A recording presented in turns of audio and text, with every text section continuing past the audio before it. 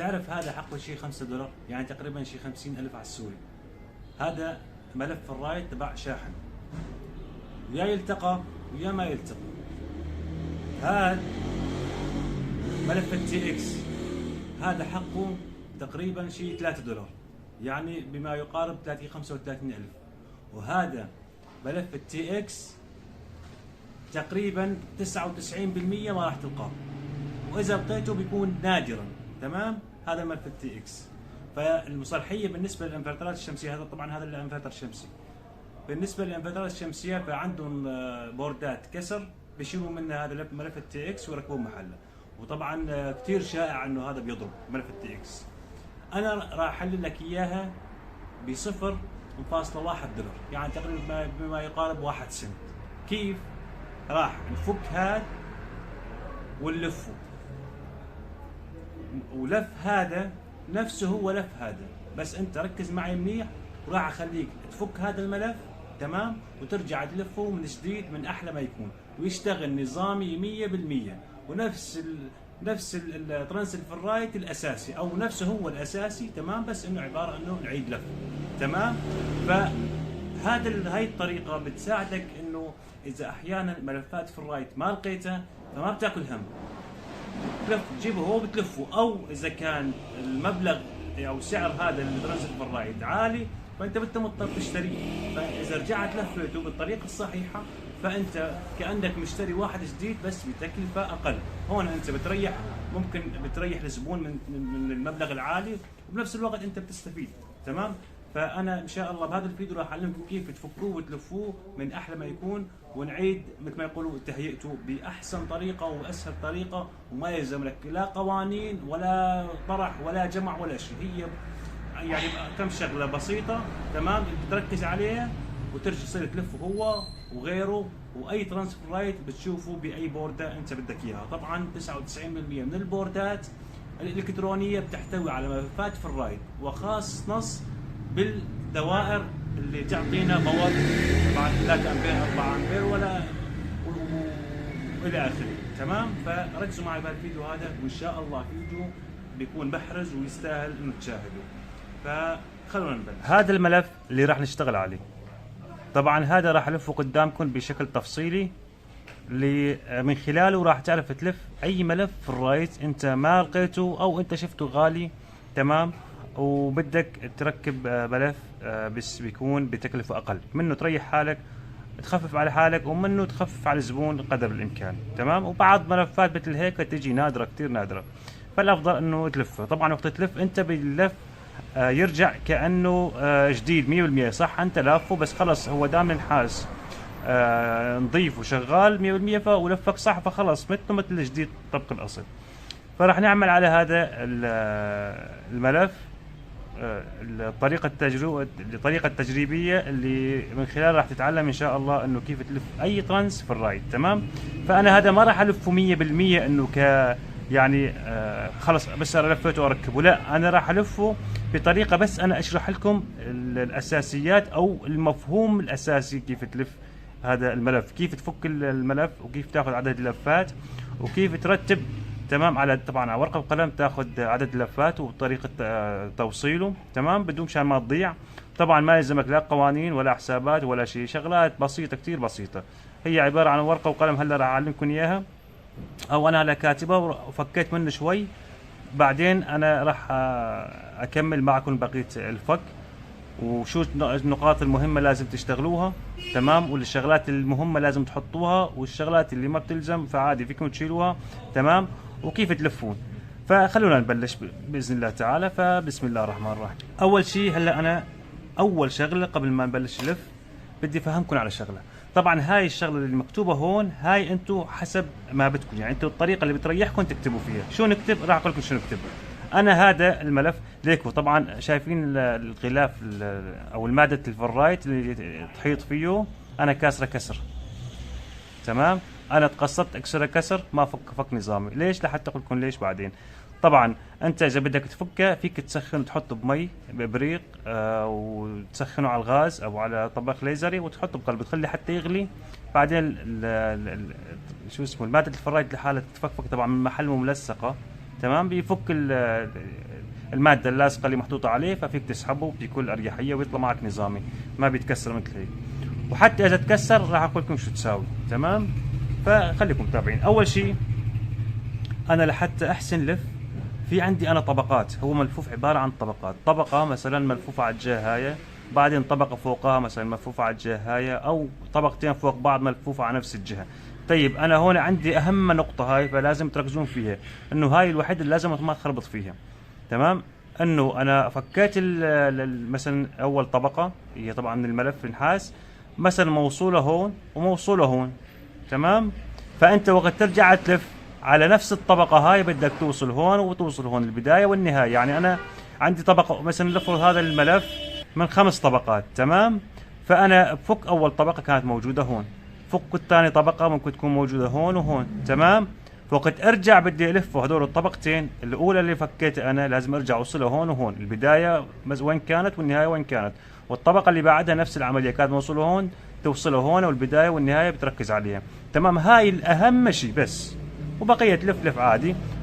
عدد اللفات، كيف ناخذ عدد اللفات؟ فهلا اعلمكم كيف تاخذون عدد اللفات. وطبعا مثل هيك ترانسات في الرايد حتى اذا كان كبير هيك فراح تكون عدد لفاته كثير قليله، لان هذا بيعتمد على الترددات العاليه.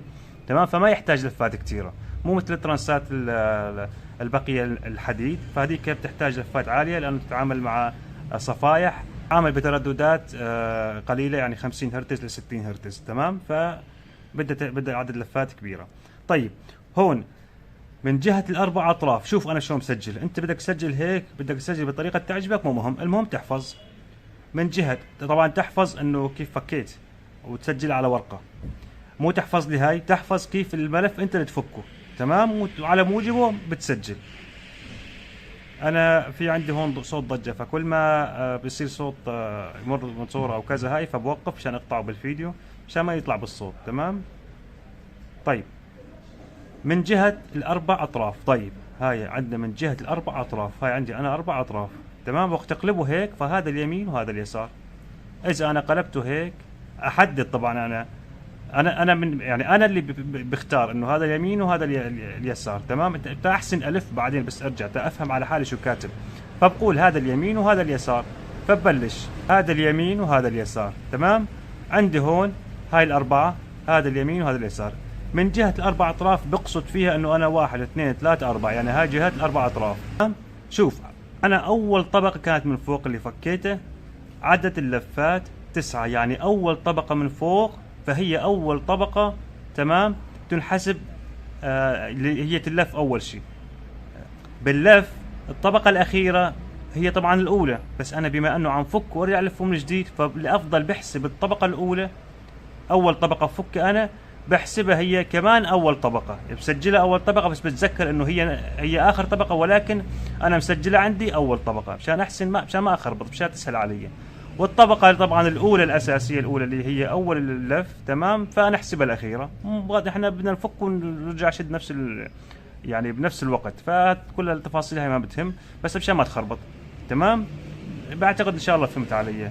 من جهه الاربع اطراف عدد اللفات 9، انا وقت فكيته كانت 9 لفات. هاي الطبقة الأولى أول شيء، أول لفة من فوق كانت عددها 9 لفات. تمام، طيب طريقة التوصيل ثاني ثالث. تمام، ثاني زائد ثالث. طيب أنا عندي من هون الأول أو اليمين 1 2 3، يعني اللفة كانت ثاني ثالث، يعني هي أول طبقة من فوق كانت موجودة، كان موصولة على القطب هذا وعلى القطب هذا، على الثاني والثالث. طيب طريقة اللف هون بداية ثالث عكس، يعني تبلش من رقم 3 تلف عكس عقارب الساعة. تمام، يعني توصل هون، توصل على هذا القطب وتلف هيك عكس عقارب الساعة 9 لفات، بعدين انت توصل هون، صار عندك هون بداية وهون النهاية. تمام، هاي فهمنا اول وحده. وهون نفس الشيء، هون بعد ما فكت الطبقه اللي بعدها من جهه الخمس اطراف، هاي الخمس اطراف. تمام، هاي جهه الخمس اطراف. هون عندي اليمين وعندي اليسار، الواحد والاثنين انا برقمه. تمام، هون عدد اللفات 9 نفس عدد اللفات السابقه. طيب الاقطاب رابع خامس، 1 2 3 4 4 5. تمام، هون كان موصول.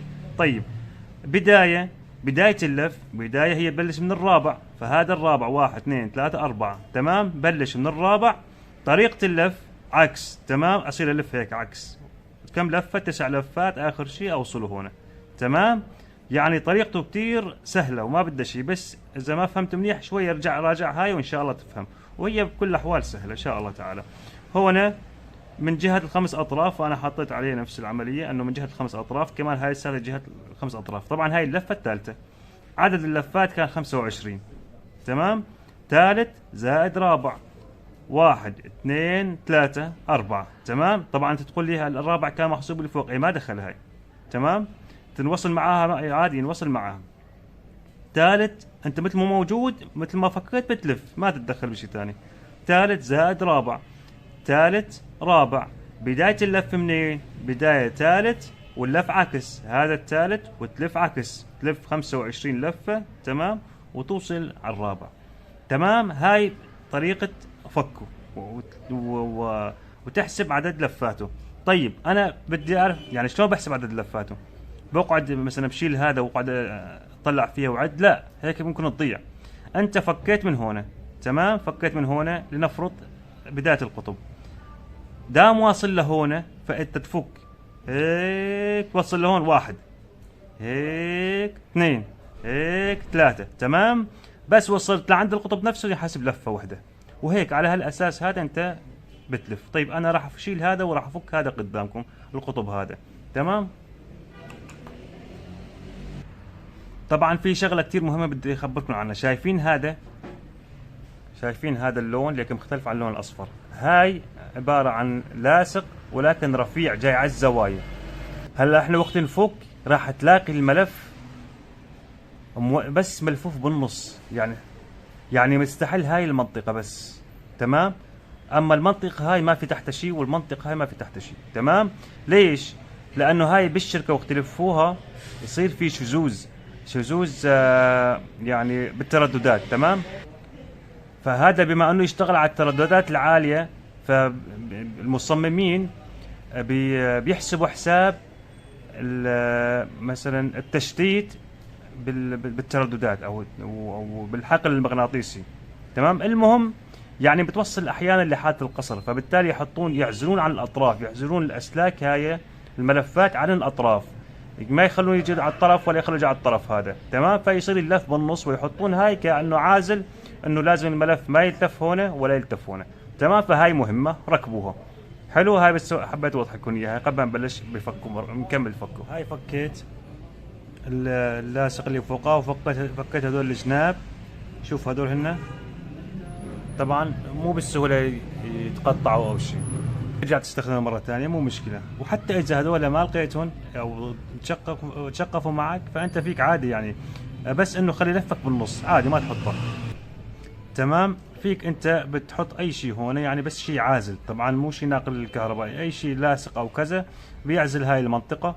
تمام، وهاي المنطقه وتلف هون. طيب هون ليك هذا طلع معنا الطبقه، هاي طلعت خاصه بالجهه الخامسه. تمام، هاي النهايه وهاي البدايه. تمام، يعني بلش لف من هون وصار يلف هيك. انا هلا اذا بدي فك يعني اول شيء بقعد سجل، بنتبه طلعوا البدايه، كيف تعرفون البدايه ولا النهايه؟ شوف النهايه ليك ما فوقها ملفات. تمام، يعني هي فوق الملفات، شايفين؟ هي فوق الملف، لانه هاي بالاخير بتصير هي فوق الملف كلياته، لانه النهايه بس البدايه اول بدايه اللف، فممكن ليك كيف صايره تحته في فوقها لفات. هاي هي تحت هون، هاي هون، وفي فوقها ملفات، لانه وقت تبلش بالبدايه وتصير تلف الا ما تجي لفه فوق الملف هذا، او يبين معك الابعد. تمام، الجاي من المنطقه البعيده فهو يكون النهايه، لانه مثلا انتهى باللف هون فبده يسحبوا لهون حتى يوصلوا، وهون نفس العمليه. شوف ليك كل ما زال ارتفع فوق الملف، فبعتقد هاي ملفاته كثير لانه فوق يعني طبقتين جايه، فصاير يعني واصل لهون وراجع، فبوصل لهون الطبقه الاخيره. تمام، فهلا على الفك يبين معنا. اول شيء نركز عليه انه هو من الجهة الخمسة. تمام، نكتب كمان بما انه اخر شيء من جهة الخمسة فخلص نحط انه من جهة الخمس اطراف. تمام، عدد اللفات هلا بنحط عدد اللفات. السلام عليكم. هلا وعليكم السلام.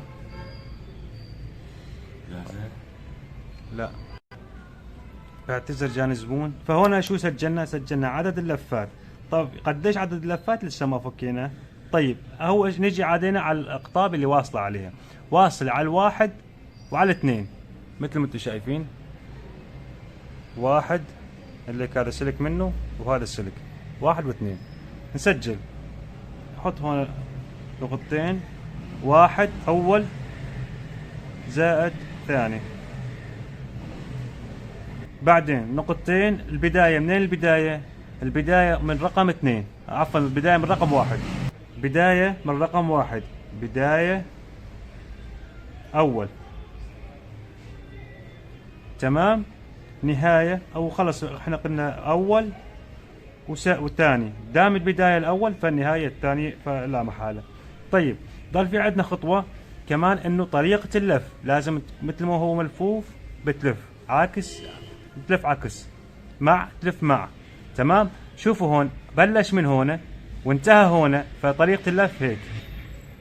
طريقة اللف معناته شو؟ عكس عقارب الساعة. عقارب الساعة هيك تلف، هو هذا تلف وانت هيك عكسه. طبعا تمسكه من الخمس مكان من هنا، من خمس اطراف وتبلش تلف. تمام، عكس عقارب الساعة. فنكتب هنا عكس، بس عكس. ها تمام، خالصين. نضل عندنا خطوة انه هو نفك الطرف. طبعا النهاية، طبعا هون فكيناه بالكاوية، هلا بسحبه هيك.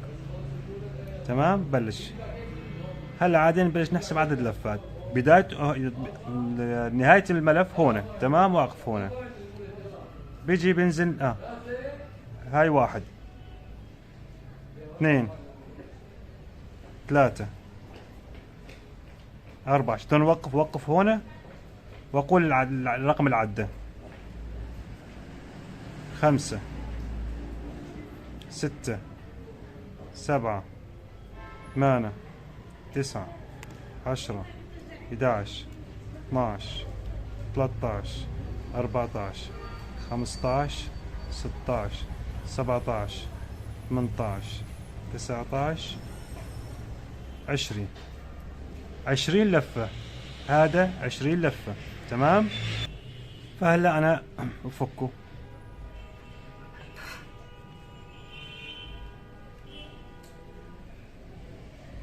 هيك بس تحمي على شوي بالكاوية ينفك لحاله.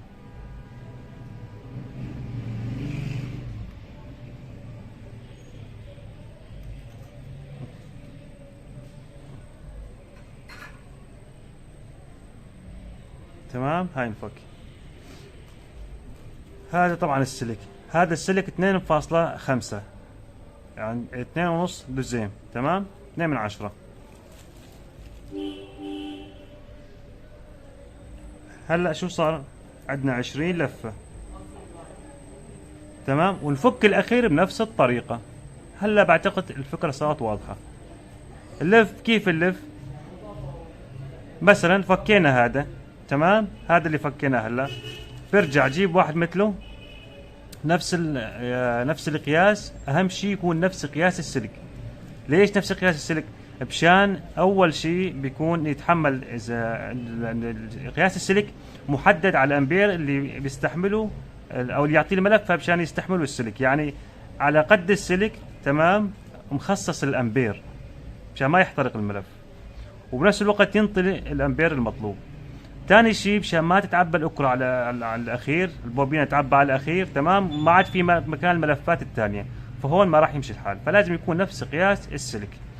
تمام، اذا ما لقيت قياس السلك هذا نفسه بالضبط، فيك تجيب سلكين ارفع من هذول، بس يكونوا وقت تدمجهم مع بعض يطلعوا معك 2.5 دزين. طبعا هذا الشيء نادر ولكن موجود هذا السلك. حتى اذا فيك تفكه من ملف ثاني بس بيكون الملف نظيف. تمام، وبيمشي الحال. لا هو بيقولون للحاجه ام الاختراع، وقت تكون محتاج الملف تمام فبدك تلفه ويصير عندك طرق كثيره. فبتتدبر معك ان شاء الله تعالى. والله هذا كل هالشيء بسيط بسيط كثير بسيط، بس عم اشرح انا تحسون الشغله طويله، ممكن تحسوها معقده، مع انه ما في شيء معقد ان شاء الله تعالى، وكله بربع ساعه انت فيك تخلصه. هلا انا راح ارجع الفه هذا تمام، بس حتى يصير عندنا فكره انه شو اشتغلنا. طبعا هي اهم خطوه كيف تفكه تمام، وكيف تاخذ البيانات، ونفس الوقت تجيب نفس السلك وترجع تلفه، مو نفس هذا السلك يعني انه السلك القديم ترجع تركبه، لا تجيب سلك جديد. هلا شوفوا عندي انا هون هذا ملف نفس السماكه، شوف ليك الملف يلمع من كتر مو جديد. هذا شلته من دارة انيونا تبعت سائق حشرات تمام. هلا فكه،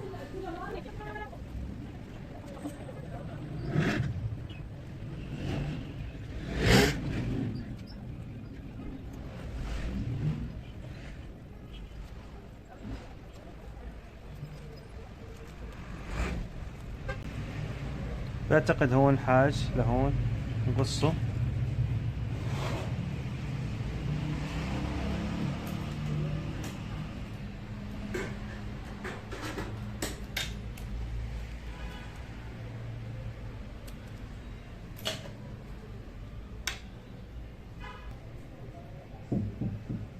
هلا بنحف هذا السلك من هون. طبعا هون بالقداحة بس فيك انت تذوبه شوي، بينشال معك الطبقة العازلة محل ما راح اللحم. طيب هلا نجي اول شي على البيانات. كم لفة؟ 20 لفة. منين بلشنا؟ من القطب الاول، طبعا من اي جهة؟ من جهة الخمس اطراف. هاي جهة الخمس اطراف، الاول ثاني، هذا الاول هذا الثاني، البداية هون البداية.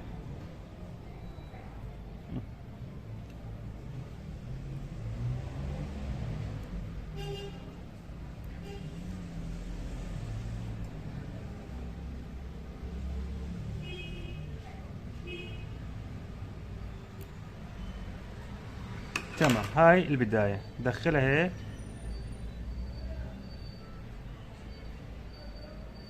وبلش اللف. طبعا انت هون وقت وصلت الطبقة الأخيرة نظف المنطقة هاي كلياتها، تطلع البوبينة جديدة وبعدش تلف فوقها. بس أنا هيك عم لف تجريبية أو توضيحية يعني. هاي بلش من هون، وصلنا لهون واحد، شوفوا ما بروح على الزاوية، من هون من محل ما كان ملصق. بعدين اثنين،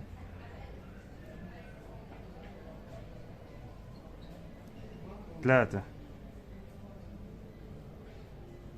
أربعة، هيك لحتى خلصوا.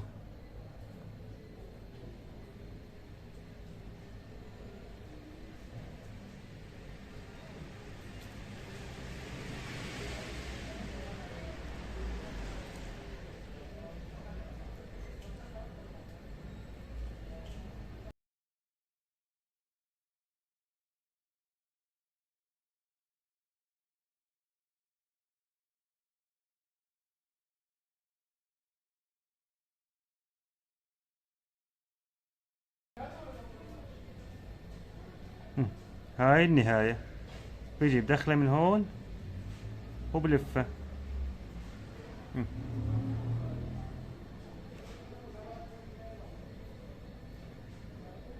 خالصي، وكان الله يحب المحسنين. هاي طريقة اللف. وهيك بقية الطبقات هي كله على بعضه، هذا 5 طبقات، ولكن 5 طبقات لا تذكر، يعني أكثر وحدة طلعت معنا 25 لفة. هلا اللي تحتها بكون تطلع أقل من هاي تمام. هاي الطريقة. طيب هيك بيعتبر جاهز، بس تلحم هون وتبلش بالطبقات البقية. طبعا هاي ليك هون صدقوني هاي شيء يعني سهل كتير بإذن الله، سهل ويوفر عليكم خير الله. يعني بهيك ملفات بيدوخون الواحد دوخ جماعة اللي بيبيعون قطع لحتى شو، لحتى يدبروا لك اياه، ويا يتدبر ما يتدبر. ليك وهاي هيك، ها لف هون على الزاوية عليها بس رتبه، طلعت خالصة. شوف طبعا الافضل انت تلفه، تحطها هاي اللصقة وبعدين تلف، مشان تشوف انت المساحه مبينه عليك، بس انا كانت مبينه علي بما انه ماني فاك اخر طبقه، فراح تبين علي التعاليم. فلما تفك انت على خير، فاول شيء لف هذول على الزوايا مشان نشوف المساحه انت اللي مخصصتك تلف فيها، وتلف فيها. تمام، هي مو هالشيء الصعب باذن الله تعالى. طيب هون خلصنا من اللف. طيب انا ليش كسرته؟ لحتى انه اذا الملف مضطر عليه وتكسر بايدك، ممكن يتكسر. تمام، تكسر بايدك فما تاكل هم. يعني فيك ترجع انت توصله من احلى ما يكون. ليش؟ لانه بالتالي احنا بس كان مكتمل هذا، بس كان مكتمل الجسم خالص، فخلص ما بيأثر، يشتغل معك بكل اريحيه، ما بيأثر ولا شيء. هاي كانت وصله هنا.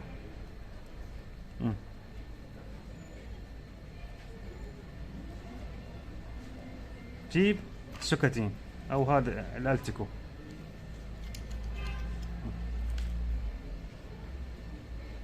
حط قطرة هون شوي، وبعدين الحيم على الزوايا، على الحيم على جسم الفرايت. تمام، عشان يمسك من الاطراف،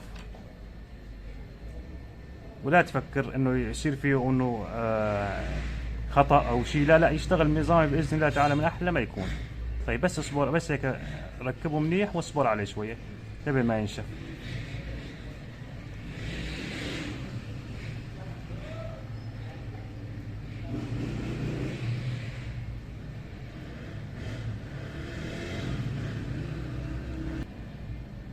هاي هون، لا كأني هاي قصيرة، هاي اللي هون. بس المهم ما يضيع منه شيء، يعني فهمت شلون؟ انه وقت يتكسر معك ما يضيع منه شيء. هاي بالطرف الثاني هون.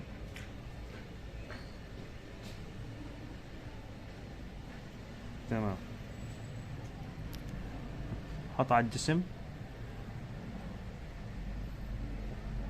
ونفس الشيء على الفرايد. بعدين انت بس ثبته هيك شكليا، بعدين ارجع ثبته مكينه. طبعا بالاخير انت بدك تحطه لاصق من فوق، يعني توال. تمام، توله بتوال الاصفر هذا، فيك تجيب منه يعني موفر كتير، او بتوال شفاف، او انت شوف شلون بدك تتوله. يعني تسب هيك صار ثبته اكثر من شغله بالالتيكو. تمام، وبالتوال. خلينا نحطهم شوي.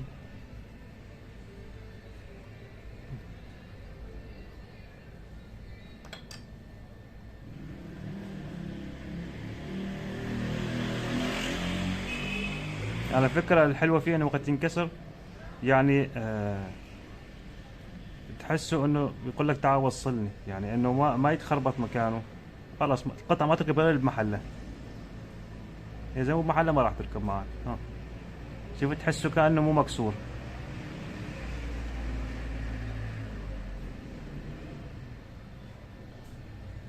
وبسرعة يثبت. ليك انا ماني حاط شيء، ماني مدعمه منيح لسه، كان في وصل ضاعت. لا هاي الوصلة الأخيرة، حطها من هون.